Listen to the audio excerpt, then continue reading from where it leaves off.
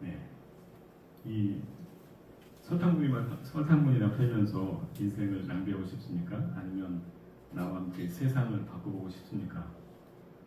스티브 잡스라는 사람이 얘기한 건데, 마케팅 천재라고 불렸던 이 펩시콜라의 사장 존 스컬리를 스카우트할 때 스티브 잡스가 한 말이라고 알려져 있습니다. 이 말에 설득당해서 애플에 오게 된 이 존 스컬리와 스티브 잡스의 조합은 많은 사람들을 굉장히 기대하게 만들었다고 합니다. 하지만 오래지 않아서 두 사람은 갈등하기 시작했습니다.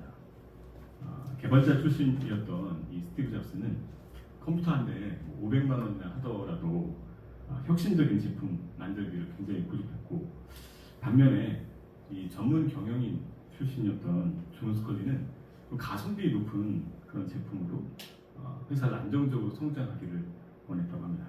그러니까 사사건건 부딪히던 두 사람 중에 이 애플의 이사회는 존 스컬리의 손을 들어줬습니다. 스티브 잡스는 졸지에 이제 회사에서 쫓겨나기도 합니다. 그것도 허름한 착오에서 시작해가지고 직원이 4,000명이나 되는 큰 회사로 키운 이 창업자가 순식간에 쫓겨나게 됐습니다. 그는 순식간에 애플에서의 모든 영향력을 잃어버리고 실직자가 되어버렸습니다. 스티브 잡스가 나중에 이 시기에 대해서 이렇게 말하더라고요. 인생의 초점을 잃어버렸고 몇 개월 동안 아무것도 할 수 없었다, 이렇게 얘기합니다. 오늘 본문에도 이 영향력을 잃어버리고 새로운 가능성을 모색하는 한 사람이 등장합니다. 우리가 계속 이 열왕기상을 묵상하고 있는데 13장에 특히 살펴보면 베들레헴의 신전에 굉장한 사건이 일어났습니다. 북이스라엘의 왕인 여로보암이 제사를 지내고 있는데 갑자기 남유다 사람이 나타난 겁니다. 자신을 하나님의 사람이라고 밝힌 그는 이제 왕 앞에서 하나님의 심판을 선포했어요. 그러니까 제사를 하다가 화가 난 이 왕은 그를 잡으라고 팔을 뻗었다가 순간 그 팔이 굳어져 버렸습니다.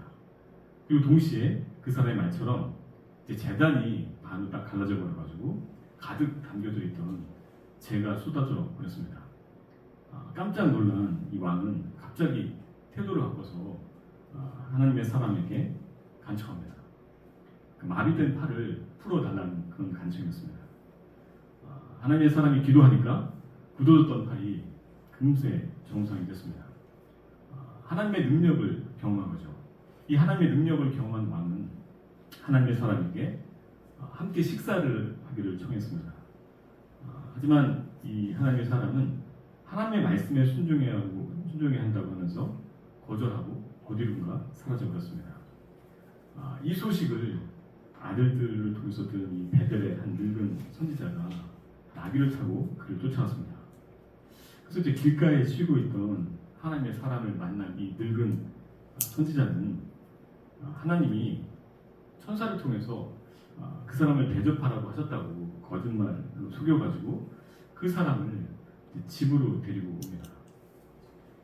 그렇게 함께 식사를 하던 중에 갑자기 하나님의 영이 임한 그 늙은 선지자는 하나님의 말씀에 불순종한 그 사람을 책망하고 그 사람이 그것 때문에 곧 죽게 될 것을 선포합니다. 결국 이 하나님의 사람은 그 집을 나서서 집으로 가는 길에 사자를 만나서 죽고 말았다는 겁니다. 이런 일이 있은 후에 이제 오늘 본문의 이야기가 시작됩니다. 특별히 25절, 26절에 보니까 하나님의 사람이 사자에게 물려 죽었다는 소식을 들은 그 늙은 선지자는 굉장히 안타까워하면서 이것이 하나님이 하신 일이다 라고 고백합니다. 그리고 그 사람을 데려다가 자기가 쓰려고 이제 준비해놨던 묘실에 장례를 치러줬습니다. 그리고 아들들에게 자기가 죽으면 그 묘실에 장사 지내달라고 그렇게 말합니다. 열왕기상에 나와 있는 이 이야기는 상당히 기이한 이야기라고 할 수 있습니다. 그러니까 이 이야기를 정확하게 이해하기 위해서는 도대체 이 사건이 어떤 배경에서 일어났는지 살펴봐야 될 필요가 있습니다.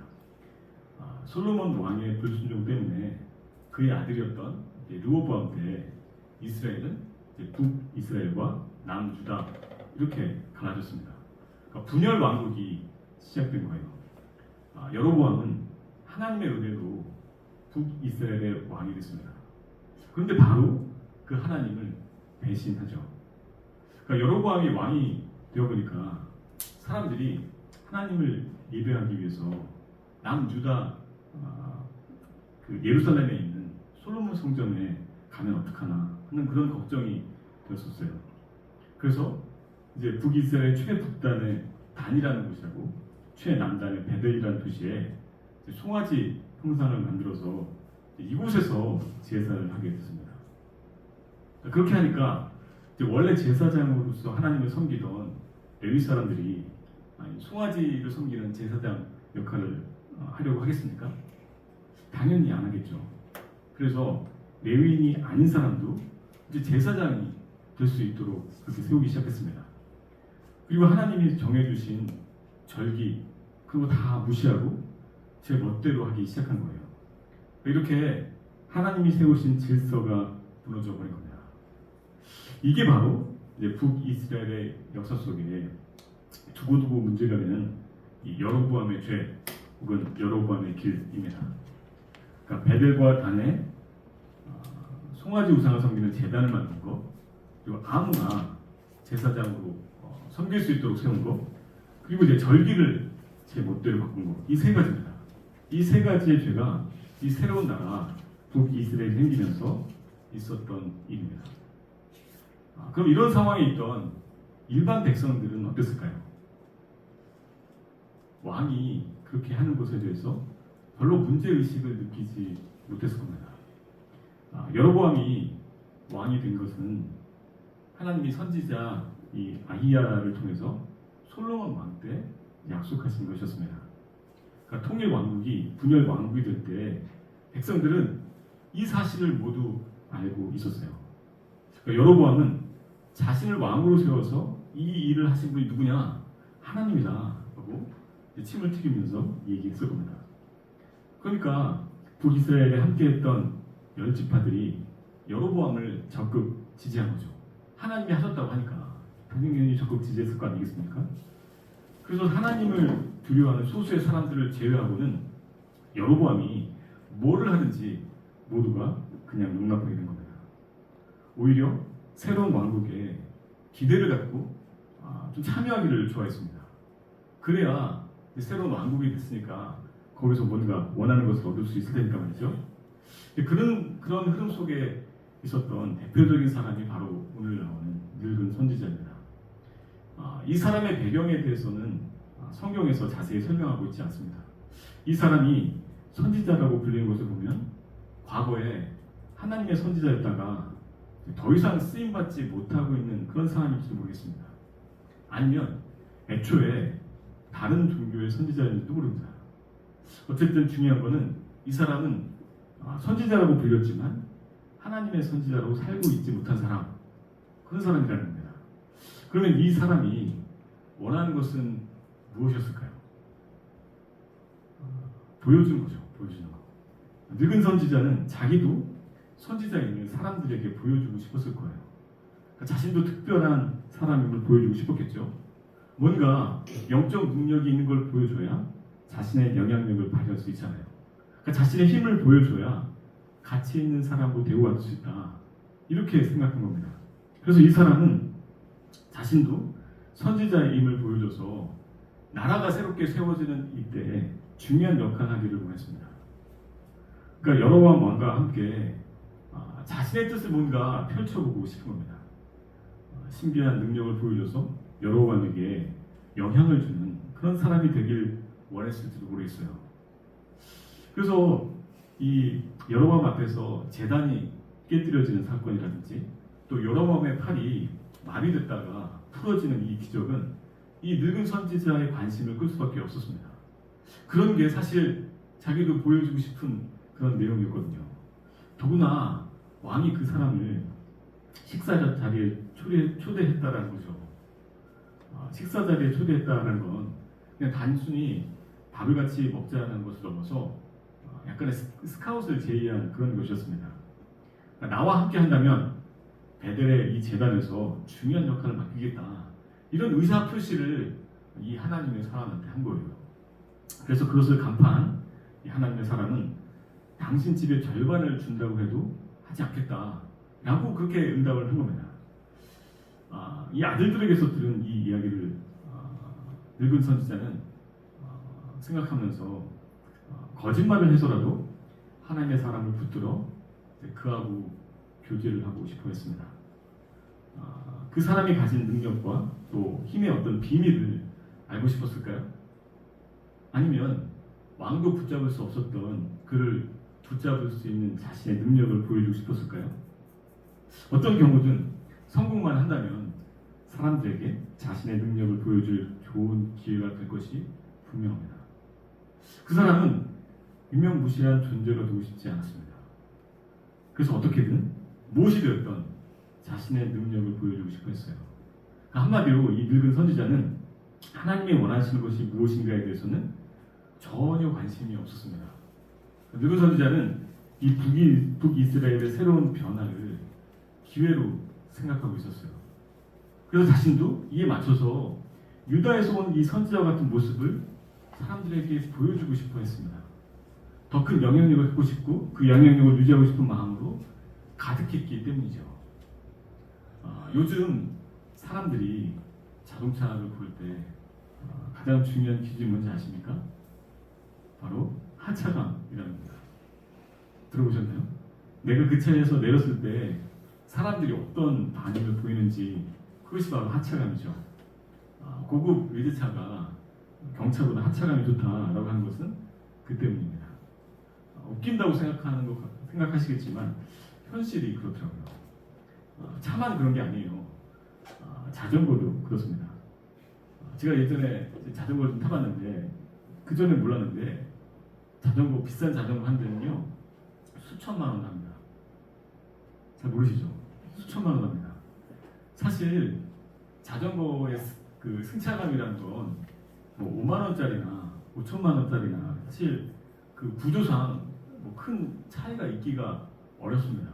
바퀴 두 개에 안장이잖아요. 그러니까 이 노면의 어떤 충격이 그대로 전달될 수밖에 없는 그런 구조 아니겠습니까? 그러니까 무슨 자전거의 승차감이라는 게 존재하겠어요. 하지만 결정적인 차이가 있다면 하차감인 거죠. 초고가 브랜드의 자전거는 자신의 이런 신분이나 능력을 보여주는 수단이 되는 겁니다. 하차감이란 뭐 자동차든 자전거든 그것이 나를 보여주는 상징이라는 것이 핵심입니다. 그래서 사람들은 성공을 위해선 쇼맨십도 필요하다고 얘기하고 이미지 메이킹을 굉장히 중요한 수단이다 이렇게 얘기합니다. 지금 늙은 선지자를 통해서 볼 수 있는 것이 바로 그런 모습이죠. 늙은 선지자는 영향력을 가지려면 힘 있는 사람이 되려면 사람들에게 뭔가 좀 보여줘야 한다고 생각했습니다. 그래서 그는 보여주기를 추구하는 사람이었어요. 하지만 진짜 영향력을 갖기 원했다면 보여주기보다 쇼맨십이나 이미지 메이킹보다 이 사건을 통해서 하나님께서 원하시는 것이 무엇인지 그것을 살펴야 됐습니다. 하나님의 뜻이 무엇인지 헤아려 보았어야 했다라는 거죠. 하나님은 이 사건, 그러니까 제단이 깨뜨려지고 팔이 마비된 사건을 통해서 무엇을 원하셨을까요? 하나님은 여로보암이 죄에서 돌이키는 것을 원하셨습니다. 이스라엘 백성들이 돌이키는 것을 하나님은 원하셨어요. 그래서 사실 능력을 행한 겁니다. 여로보암의 팔이 그 마비되었던 이 현실적인 문제가 해결되었다고 해서 그럼 모든 문제가 해결됐습니까? 여로보암 모든 문제가 해결된 건가요? 아닙니다. 진짜 문제는 사실 건드리지도 못했어요. 선지자는 하나님의 뜻을 선포하는 그런 사람입니다. 그렇다면 늙은 선지자도 여로보암의 죄에 대한 하나님의 뜻을 선포하고 죄에서 돌이키도록 했어야 되는 거죠. 하나님 말씀을 대적하고 이스라엘 백성들을 죄악으로 이끄는 이 악한 죄에 대해서 회개하기를 촉구했어야 됩니다. 선지자라면 당연히 했어야 될 일이었습니다. 늙은 선지자가 정말 영향력 있는 사람이 되길 원했다면 사실은 그 일을 감당했어야 되는 겁니다. 스스로 먼저 하나님께로 돌이켜야 했다라는 말이죠. 그 사람이 진짜 선지자였든 아니면 심지어 다른 종교의 선지자였든 하나님께로 돌이켰어야 합니다. 그랬다면 하나님께서 그를 통해서 하나님의 일을 행하셨을 겁니다. 하지만 그는 그런 생각은 전혀 없이 보여주기에만 올인하고 있었습니다. 그러니까 하나님께서 유다에 있는 하나님의 사람을 데리고 올 수밖에 없는 거죠. 근데 그 늙은 선지자뿐만 아니라 유다에서 온 이 사람 역시 마찬가지였습니다. 그 역시 세상의 유혹에 대해서 완전히 돌이켰어야 되는 그런 사람입니다. 13장을 전체를 읽어보면 그가 여로보암에게 와서 담대하게 하나님의 말씀을 선포한 것 너무나 용기 있고 굉장히 귀한 모습이었습니다. 하지만 이 7절과 10절을 살펴보면 여로보암이 그에게 한 이 뜻밖의 제안, 식사에 초대하고 예물을 주겠다고 하는데 그의 마음이 흔들리기 시작한 것을 암시하고 있습니다. 그는 돌아갈 때 같은 길로 가지 말고 다른 길을 통해서 유다로 가라라는 하나님의 말씀을 들었어요. 그러니까 예를 들어서 그가 유다에서 베델로 올 때 3번 도로를 통해서 왔다라고 한다면 돌아갈 때는 2번이나 아니면 1번 도로를 통해서 가라라는 말씀이었다는 겁니다. 그러니까 그 말씀을 쫓아서 그는 다른 길로 갔지만 히브리어를 살펴보니까 자기가 온 곳으로 다시 복귀한 것이 아니라 제3의 지역으로 간 것을 10절에서 암시하고 있었습니다. 무슨 말인가요? 그가 하나님의 말씀에 전적으로 순종한 것이 아니었다는 겁니다. 그러니까 부분적인 순종을 한 거예요. 하나님은 더군다나 그에게 떡도 물도 마시지 말라라고 말씀하셨습니다. 그러니까 지시하신 일만 하고 즉시 베델을 떠나라라는 것이었습니다.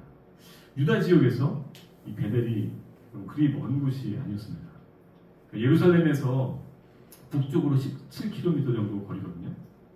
이 베델이라는 곳이요. 그런데 이 하나님의 사람은 속히 베델을 떠나지도 않았어요. 늙은 선지자가 아무리 그 나귀를 탔다고 하더라도 그를 찾아올 때까지 그곳에서 지체하고 있었던 것을 우리가 알 수 있습니다.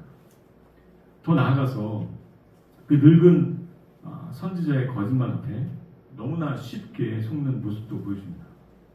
그 늙은 선지자에게는 이 하나님의 사람이 자기 뭐라고 말씀하셨는지 얘기해 주는데 떡도 먹지 말고 물도 마시지 말고 온 길로 되돌아가지 말라 라고 명령하셨다고 말했습니다.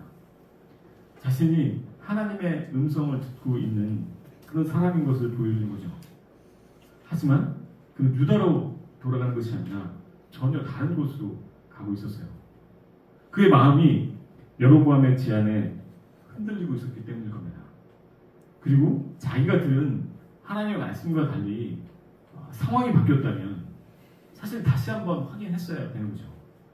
자기가 하나님께 직접 들은 것과 이 늙은 선지자가 다른 말을 하고 있다면 당연히 하나님께 확인을 했어야 됩니다. 그런데 그는 처음 만난 이 늙은 선지자의 거짓말을 의식 없이 그냥 받아들입니다. 그 마음속에 베델에 남고자 하는 마음이 있었기 때문이 아니겠습니까? 이곳에서 계속해서 뭔가 영향력을 행사하고 싶은 마음, 하나님의 능력을 펼쳤던 그곳에 좀이라도 더 머물고 싶은 마음이 있었던 것 아니겠냐는 거죠. 무슨 말입니까? 그 역시 하나님의 말씀 아닌 것에서 철저히 돌이켰어야 한다는 겁니다. 하지만 그러지 못하고 흔들리고 작은 틈이라도 내줬기 때문에 엄청난 결과를 가지고 맙니다. 여로보암의 제안에 흔들렸던 하나님의 사람 역시 그러니까 철저히 하나님께 돌이켰어야 됩니다. 이 두 사람이 보여주기가 아니라 철저히 돌이키기에 헌신했다면, 다시 말해서 철저히 회개했다면 이 죄악된 북이스라엘에 큰 영향을 끼쳤을 수도 있었을 거예요. 하지만 두 사람 모두 이 돌이키기에 실패하고 오히려 보여주기에 집중한 결과 그들은 하나님의 말씀에 순종하지 못했고 하나님 앞에서 유명무실한 자들로 남을 수밖에 없었습니다. 당시엔 아무런 영향을 주지도 못하는 그런 사람들로 남고 말았다는 겁니다. 그래서 여러분, 영향력은 보여주기가 아닙니다. 보여주기로 되지 않아요. 진정한 영향력은 하나님의 말씀을 향해 돌이킬 때 시작되는 겁니다. 우리의 방식, 우리의 죄성에서, 우리의 익숙한 지식과 관행에서 돌이킬 때 시작되는 겁니다. 하나님의 말씀 앞에 철저히 회개할 때 시작된다는 겁니다. 허상이 나를 이끌어가는 삶에서 돌이켜 살아계신 하나님의 말씀이 나를 이끌어가는 삶이 될 때 비로소 시작되는 거예요. 진정한 영향력은 사람의 삶을 바꾸는 것이고 지역과 사회, 또 나아가서 나라와 민족을 변화시키는 힘이기 때문입니다. 보여주기를 통해서 얻은 영향력은 사실 금방 실체가 드러나고 허상이다라는 것이 알려지기 마련입니다. 사기꾼이 보여주는 화려함 언제나 허망하게 끝난 것 아니겠습니까? 쇼맨십으로 얻은 영향력, 무대가 끝나면 같이 끝나는 겁니다. 지속성이 없습니다. 누구도 그것에서 진실성을 믿지 않습니다. 그러니까 무대 위에 있기 때문에 잠시 박수를 쳐줬을 뿐이고 잠시 박수를 받았을 뿐인 겁니다. 근데 우리는 현실에 살면서도 무대 위에 마치 사는 것처럼 보여주기에 온 힘을 쏟고 있습니다. 하지만 주님께 돌이킨 사람, 주님 앞에서 철저히 회개한 사람은 진정성이라는 영향력을 얻게 되더라고요. 영향력은 보여주기가 아니라 돌이킬 때 시작되기 때문입니다. 하나님은 돌이키는 사람, 진정으로 회개하는 사람에게 반드시 기회를 주시는 분이세요. 하나님의 사람과 이 늙은 선지자 두 사람이 진정으로 하나님께 돌이켰다면 하나님은 반드시 이 두 사람에게 놀랄만한 기회를 주셨을 겁니다. 우리가 너무나 잘 알고 있지만 다윗과 이 밧세바의 불륜, 다윗이 살인까지 저질렀을 때 그 사건에 대해서 하나님은 진노하셨습니다. 하지만 그때 다윗은 침상을 눈물로 적셔가면서까지 철저히 회개하고 하나님 앞에 전심으로 돌이키지 않았습니까? 그때 하나님 그를 용서해 주셨고 회복하게 해주셨습니다. 그리고 진정한 영향력을 가진 유다의 위대한 왕으로 그렇게 사용해 주셨습니다. 예수님이 십자가에 또 달리셨을 때 함께 십자가에 달렸던 두 강도가 있었죠. 그들은 죄를 지어서 십자가형에 처하게 된 아무런 소망이 없는 그런 사형수였습니다. 하지만 예수 그리스도께로 돌이켜서 그의 영혼을 맡기려 했던 한 강도는 예수님께 죄 용서를 받고 영원한 천국을 누리게 됐습니다. 그의 극적인 회심은 오늘 사는 우리에게도 큰 영향력을 미치는 이 드라마 같은 스토리 아니겠습니까? 그의 삶은 지금도 생의 마지막 순간에 회심을 하고 구원받는 백성들에게 큰 영향을 주는 그런 사건입니다. 하나님은 이렇게 돌이키는 사람에게 다시 기회를 주시는 분이세요. 그래서 큰 영향력을 미치는 사람으로 사용하십니다. 그래서 이 참된 영향력은 보여주기가 아니라 돌이키는 것에서 시작되는 겁니다. 하지만 결국 이 두 사람은 돌이키기가 아니라 보여주기에 머물고 말았습니다. 그들뿐입니까? 여로보암 역시 끝까지 돌이키지 않고 계속해서 보여주기에만 올인합니다. 그리고 그 결과는 오늘 본문 말씀처럼 멸망하는 겁니다. 북이스라엘의 마지막까지 안타깝게도 이 흐름은 전혀 변하지 않았습니다. 오늘 본문이 보여주는 것이 뭡니까? 돌이키지 않고 보여주기에 매달리면 결국 멸망한다. 결국 패망한다는 겁니다. 다른 길은 없어요. 저는 여러분이 참된 영향력을 가진 그런 사람이 되기를 축복합니다. 참된 영향력이 뭡니까? 예수 그리스도가 참된 영향력이죠. 그래서 우리가 가질 수 있는 참된 영향력은 여러분 예수 그리스도이십니다. 예수 그리스도를 통해서 죽을 수밖에 없는 사람에게 손을 내미는 거죠. 여러분 주위 사람들이 여러분을 통해서 하나님 나라를 알게 되고 하나님의 백성이 되도록 하는 것, 그것이야말로 여러분이 행사할 수 있는 참된 영향력 아니겠습니까? 지금은 전도를 하는 시대에서 전도가 되는 삶을 살아야 하는 시대, 그런 이야기가 있더라고요. 여러분이 삶의 현장에서 어떤 생각으로, 어떤 마음과 모습으로 살아가는지가 예수 그리스도를 전하는 진정한 영향력이 좀 있습니다. 여러분, 어떻게 그런 영향이 생긴다고요? 하나님께 철저히 돌이킬 때, 하나님의 말씀으로 철저히 돌이킬 때 비로소 시작됩니다. 하나님이 여러분에게 원하시는 것이 바로 그것이에요. 하나님 앞에 철저하게 회개하는 겁니다.